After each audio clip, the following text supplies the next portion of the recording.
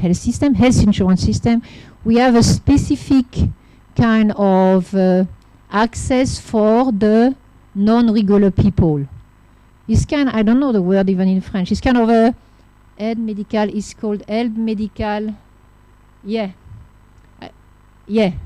So this means that since if you are in France on a non-regular basis, you cannot be excluded and from the systems because you could have access through these medical help assistants or healthcare assistants.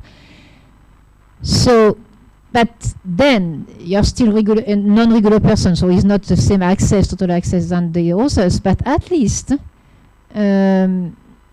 I think that, as you said, doctor, you are a family doctor, that I think that maybe even in France, we have with the economic crisis, and you have seen our recent elections, migration is as here, you kind of hot topics. And we use migration as a hot topics because there is economic crisis, and it's just a way to, to think that those people are the reason of the economic crisis. But nonetheless, for the health access, I think that what has been decided in 2010 and 12 in Spain is less progressive as what we have in our health insurance. So my question now is why do Spain choose?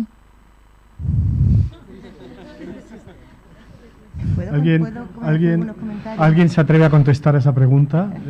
No, yo quisiera hacer algunos comentarios. ¿Por qué hemos votado? No, porque hemos votado el sistema. Porque hemos dado marcha atrás al sistema. Hay varias, efectivamente, desde Médicos del Mundo y desde el Observatorio Europeo, que mañana comentarán seguramente en la mesa Nathalie Simonot, que llevamos algunos años mirando a todos los países y comparando, ¿no? Y es verdad que, sorprendentemente, para mí fue una sorpresa, los peores países de Europa, excepto determinados países de Europa del Este, pero digamos de la Europa occidental, los peores eran Alemania y los países nórdicos. En Alemania, los médicos que tenían que atender emergencias a inmigrantes en situación, tenían obligación de denuncia, que gracias a precisamente la desobediencia civil de los propios médicos, se ha quitado ese requisito de la obligatoriedad de denuncia, bajo, ¿cómo se dice? Era penal, si tú no denunciabas a las personas que responsabilidad penal. Bueno, en Suecia, aún peor, las personas en trámite del derecho de asilo no tenían derecho a asistencia sanitaria. Para mí fue una perplejidad cuando lo descubrí, ¿no? Y me parece que es muy interesante todo el movimiento de sociedad civil y de profesionales que están disminuyendo este tipo de barreras.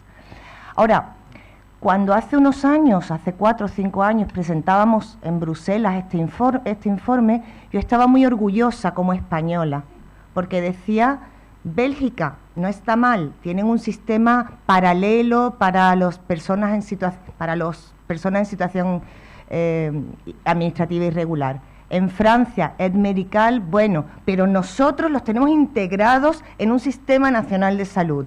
Así que yo iba como... Y ahora estoy como apenas...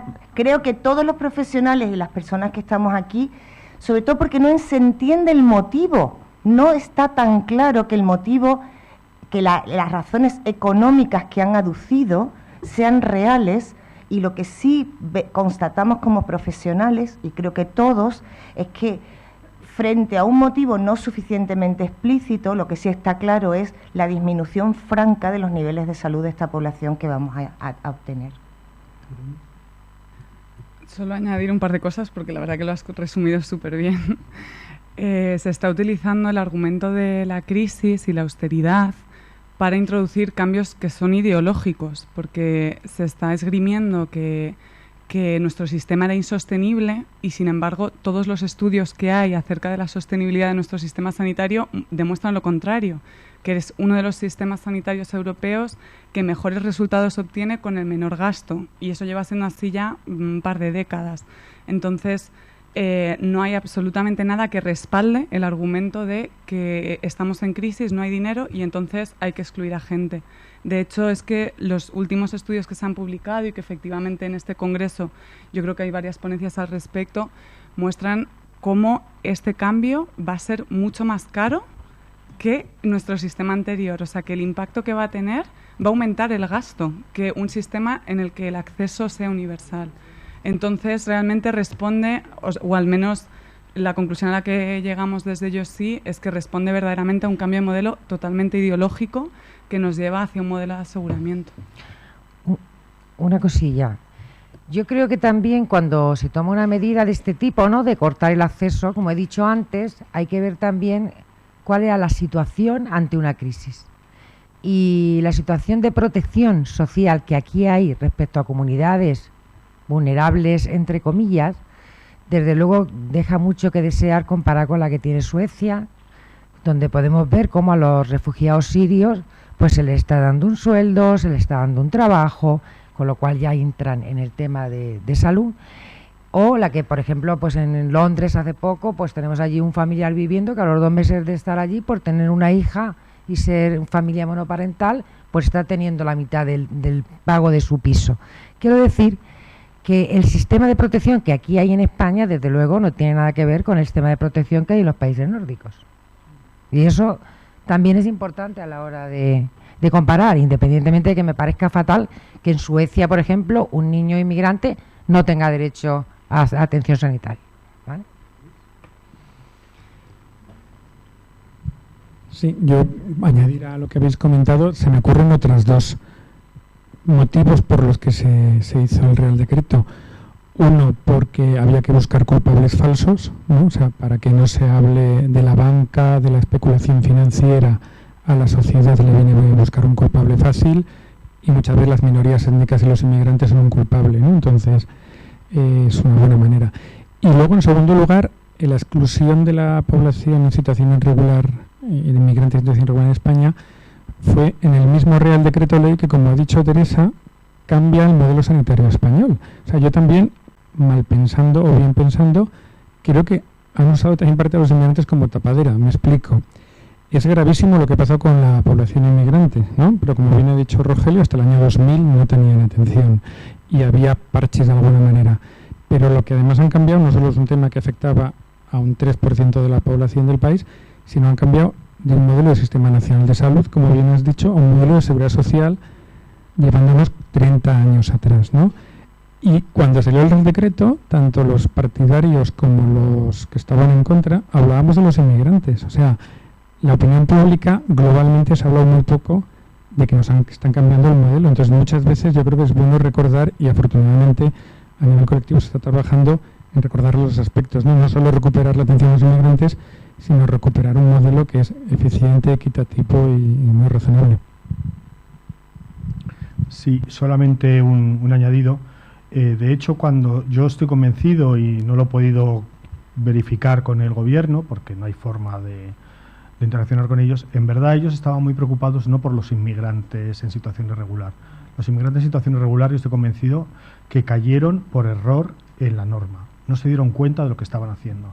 Las cifras que ha dado Médicos del Mundo de estas 600.000 personas, 700.000, ahí incluían a muchas personas que estaban empadronadas y que en muchos casos, y eso es verdad, había un cierto fraude a la seguridad social, al sistema sanitario de salud, porque eran familiares de personas de la Unión Europea, sobre todo de países del este, que venían aquí, se empadronaban, tenían una asistencia sanitaria que en su país no tenían y se volvían a su país, ni siquiera eran residentes. Y para acabar con ese fraude, se llevaron por delante también a personas que vivían aquí, que trabajaban aquí, que pagaban impuestos aquí y que hacían una vida aquí, o que intentaban hacer una vida lo más normalizada posible aquí. Y fueron incapaces luego de dar marcha atrás. También probablemente por una cuestión ideológica, porque les daba igual. Ya que lo hacían. Pero yo estoy convencido, de hecho, siempre el gran argumento que se usaba era el famoso informe, un informe que hubo del Tribunal de Cuentas, que es el organismo que fiscaliza todos los presupuestos estatales, donde hablaba de un fraude de cerca de 900 millones de euros, pero era a costa de estas personas que eran o residentes en países europeos ricos que tenían casas en la costa y que venían aquí a ser atendidos, o inmigrante o el trabajador rumano de la Unión Europea que traía a su madre para que la operaran aquí de algo que en su sistema de salud o no le hacían o la lista de espera era muy larga. Entonces, ahí hubo también un factor, ese famoso turismo sanitario que llamaban, pero cayeron los inmigrantes que no hacían ningún tipo de turismo porque estaban aquí trabajando y cayeron en el mismo lote y les dio igual y nadie intentó recuperarlos, ¿no? Cuando hubiera sido muy fácil. Nosotros hicimos un cálculo en el periódico juntando padrón, tarjetas de seguridad social, residencia y tal, y nos salieron a 150.000 personas afectadas. O sea, de estas 600.000 tarjetas que dicen que han quitado, muchas eran de personas que tenían la tarjeta, pero a lo mejor vivían en Bucarest y venían aquí porque tenían al hijo trabajando aquí y como la asistencia sanitaria en España es mejor que la de Rumanía o la de Bulgaria, aprovechaban y venían. Y para que esas personas no hicieran eso, se cargaron a los otros.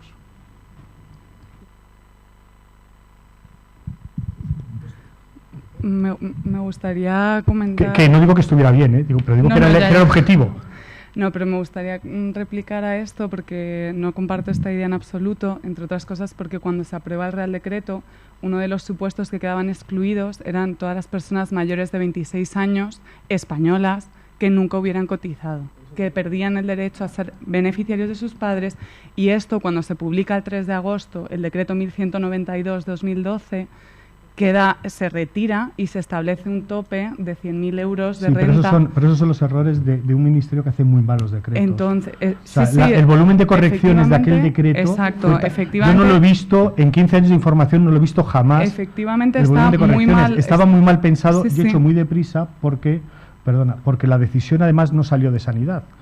Si os acordáis, Rajoy hizo un anuncio de voy a ahorrar 7.000 millones en educación y sanidad, no 10.000, 7.000 le caían a sanidad y 3.000 a educación. Y sanidad se encontró con que de repente de presidencia del gobierno le decían tienes que ahorrar 7.000 millones, te las apañes. O sea, no fue un decreto pensado por sanidad, con lo cual lo hicieron unos técnicos que no tenían ni idea y se han pasado luego, y luego ha habido varias órdenes y contraórdenes rectificando. Que eso es relativamente frecuente en todas las normas, pero no al nivel que pasó con esta. Efectivamente, este decreto ha tenido cientos y cientos de parches y es en parte eso lo que permite que tenga tantísimos agujeros y tantísimos coladeros, porque está muy, muy, muy mal hecho. Pero a pesar de eso, la intención que había detrás y el hecho de que se vincule el reconocimiento del derecho a tener asistencia sanitaria al INS nos devuelve a un modelo en el que tienes que cumplir una serie de criterios para ser asegurado. Y de hecho, que creo que no se ha llegado a comentar, o a lo mejor ha sido muy desolapado, esto no afecta solo a personas en situación irregular, para nada. De hecho, uno de los colectivos más afectados y más gravemente afectados son los familiares y los ciudadanos comunitarios que residen en España desde hace décadas, que en este momento no están trabajando o tienen más de 65 años y que no tienen derecho a la asistencia sanitaria. No tienen derecho y ni siquiera tienen derecho a las excepciones, porque las urgencias solo están implantadas para personas sin permiso de residencia y ellos tienen permiso de residencia. Entonces, esto no afecta solo a los inmigrantes en situación irregular y desde luego que yo al menos no comparto para nada la idea de que en un principio, de que esto ha afectado a los inmigrantes sin querer o de refilón. Para nada. Creo que de hecho se tuvieron que volver para atrás con la exclusión de los mayores de 26 años, porque ahí la opinión pública sí que ha puesto el grito en el cielo. Y si no hubiera puesto el grito en el cielo, ahora mismo la mitad de la juventud española no tendría derecho a asistencia sanitaria, que por cierto es probable que le ocurra a todos los emigrantes españoles, que son más de 600.000 jóvenes menores de 30 años que ahora mismo han emigrado a otras partes a buscarse la vida. Cuando regresen, está por ver de qué manera van a recuperar su asistencia sanitaria. Quería hacer una aclaración. A ver, efectivamente yo estoy de acuerdo contigo en que ese decreto fue hecho aquí cojo esto, lo uno todo y voy a hacer así una costelera y ahora lo hago así y tal y como cayó, parece que es que lo dejaron, ¿no? Como que, bueno, a ver si nadie se da cuenta, ¿no? Y cae ahí. Es verdad que había un informe de la Cámara de Cuentas, sobre todo con alguna población rumana, de población que vivía aquí y que luego facturaba aquí la asistencia que le daban en Rumanía, que no creo que fuera tan escandalosa, porque aquí hay españoles que viven en Francia y que tienen su seguridad social o su aseguramiento francés y vienen aquí y lo atendemos y le cargamos el pago a Francia. O sea que, dicho eso, para aclarar que eso lo hacemos entre todos los países con convenio en la Unión Europea. ¿Vale? Sí me gustaría aclarar una cosa. Las personas comunitarias, el problema lo tienen las personas que tienen la residencia posterior al 20 de abril de 2012. Lo digo porque los que lleven aquí años, sí que, menos mal, no han hecho ese retroceso hacia atrás, y el que esté con residencia aquí desde el año 99 o desde el año tal, tiene derecho a la asistencia sanitaria. Y también pienso, en un acto de buena fe, que tampoco pensaban dejar fuera a los de 26 años. Lo que sí tenían claro es que querían quitarlos de la opción de ser beneficiarios de personas que no pagaran nada por el copago de medicamentos, ¿vale? Que fuera gratuito el copago de medicamentos, porque es verdad que cuando alguien se quedaba en el paro pasaba a ponerse como beneficiario con el abuelo o con alguien, ¿no? Y que era esa intención. Y que fijaros, sí lo tenían claro, que cuando hicieron la norma se dieron cuenta de que muchos de sus hijos, porque para tener 100.000 euros de renta sin trabajar tienes que tener un patrimonio largo, que dijeron, bueno, ¿dónde ponemos el tope? Pues vamos a ver, yo digo, a ver, ¿tu nene cuánto tiene de patrimonio? ¿Tu nene cuánto? Venga, raya hecha, 100.000 euros, ¿no? Entonces, sí que me preocupa mucho el tema de las reagrupaciones, el tema de las mujeres con violencia de género que no se cubren a nivel general, que tiene que cubrirse por parte de las autonomías, el tema que del INS han quitado a los menores y tenemos que hacerlo también a nivel de autonomías. O sea, se presta la atención, pero no se recoge a nivel global, y es muy importante que a nivel global se recogiera. Me están dando un toque. Iba a hacer de réplica, pero ya te la han hecho, ¿no? Afortunadamente que está mal hecho, ¿no? Porque tenemos agujeros donde meternos. Pero desgraciadamente el estar mal hecho tampoco nos aclara mucho cómo actuar, porque claro, nosotros podemos meter en rendijas, ellos por otras. Y lo del turismo, lo del inmigrante, es verdad que son cortinas de humo, arena en los ojos de los demás, para no darnos cuenta del Sistema Nacional de Salud, es decir, que somos asegurados, ¿no? Y esto no sé si tiene vuelta atrás, o sea, que yo soy pesimista, y diciendo a la compañera cómo se ha votado este partido, bueno, tenemos un gobierno de la provisionalidad, ¿no? Que todo provisional siempre está rectificando, y yo lo que me temo es que vuelvan a votar, que no es que como se ha votado, porque es precisamente el uso de la población inmigrante, el uso del voto del miedo, ¿no? Lo estamos viendo, este movimiento a la derecha en toda la Unión Europea. Y a ver, nos vamos a pillar sorpresa en las elecciones de mayo, ¿no? Son en mayo, ¿no? De la Unión Europea. Entonces, esto sí que es el uso del voto, porque el gasto, realmente no hay gasto. Y el miedo, aparte de los españoles mayores de 30 años que vuelvan, que también hay una cosa muy importante. La crisis está golpeando a los sectores más débiles. Uno de ellos, los inmigrantes. Los inmigrantes con permiso de residencia y derecho, por lo tanto, a asistencia porque está trabajando, muchos están perdiendo el trabajo. El permiso de residencia está vinculado a trabajo. En el momento que no tienes trabajo, no hay renovación y se está aumentando la población excluida, ¿vale? Afortunadamente en Andalucía no, ¿no? Y simplemente, pues, y luego que es un sistema, es verdad, bastante más caro que lo universal, porque además son tan torpes. En el decreto, cuando se lee, no se ve nada, en ningún momento se habla, como ya es un seguro privado, por lo tanto va a beneficiar incluso a otros seguros privados, todo lo que sale fuera de este seguro se va a ir al seguro privado. Pero que no hablan de inversión en promoción y prevención de salud, que son los pilares básicos de una salud y además de un sistema sanitario más barato, ¿vale? Entonces, esto sí que encarece más el sistema sanitario, y aparte las urgencias, las muertes, etcétera, etcétera. Bueno. Último comentario muy cortito, que me están sacando la tarjeta a mí. Ajá. Sí, yo no sé si, creo que sí, pero bueno, por si acaso no, o sea, es tan complejo que ni los que estamos todo el día bregando con esto sabemos de qué manera, y encima en cada comunidad se ha legislado de una manera, y es muy frecuente personas que van y vienen, que están en Murcia y suben a Aragón a recoger los melocotones y vuelven a Murcia. El problema es que la gente que se ha quedado fuera del sistema tiene en este momento unos procesos burocráticos distintos en cada autonomía que realmente, o sea, si excluyente era, o excluidos estaban en un momento determinado por idioma, por cultura, por formas de acercamiento y por todo, yo creo que hemos conseguido hacer una ceremonia de la confusión para conseguir que ninguno llegue, ¿no? Esta la sensación que se da, incluso en Andalucía, donde en todo momento se ha venido respetando y manteniendo. Hay muchos centros de salud donde las personas que tienen que atender al inmigrante lo mandan al INS, yo creo que sin mala intención, pero que lo mandan. Quiero decir que entonces es complejo y a veces, y la verdad es que yo creo que ojalá que consigamos entre todos que esto no pase, pero el objetivo lo están consiguiendo, que es que apartar a estas personas del sistema sanitario. Realmente es un objetivo que no sé si era explícito, pero yo personalmente lo creo y lo están consiguiendo porque los niveles de asistencia son mucho menores que los que teníamos hace unos años. Pues yo creo que, como pasa siempre, el debate se calienta cuando se acaba el tiempo. Culpa vuestra haber empezado a preguntar antes, no nos hubiéramos enzarzado entre nosotros, pero como tenéis más sesiones todavía, pues ya os habéis aprendido la lección. La próxima vez sois los primeros en preguntar y así nos vais ahora, como os vais a ir ahora rumiando las aclaraciones que hubierais querido. Muchas gracias a todos, gracias a los que nos siguen por streaming.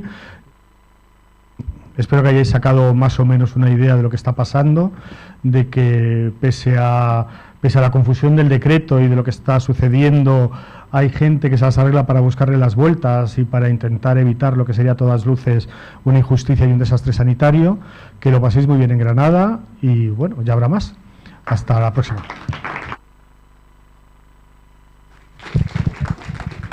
Antes de que os vayáis, recordaros que ahora el taller empieza en el aula 1 y 2 a las 5:15, el taller sobre investigación, transformación social y acción, experiencias y estrategias.